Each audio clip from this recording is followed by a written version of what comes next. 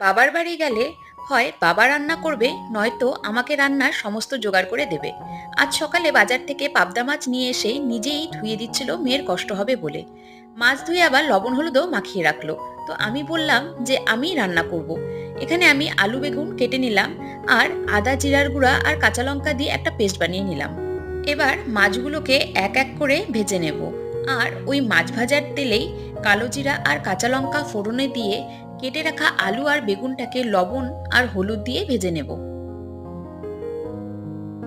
ভাজা হয়ে গেলে মশলাটা দিয়ে দেব, সাথে কেটে রাখা টমেটোগুলো দিয়ে ভালোভাবে কষিয়ে নেব। তেল ছেড়ে দিয়েছে, এখন জল দিয়ে দেব। তো ঝোল ফুটতে আরম্ভ করলে মাছগুলো দিয়ে দেব।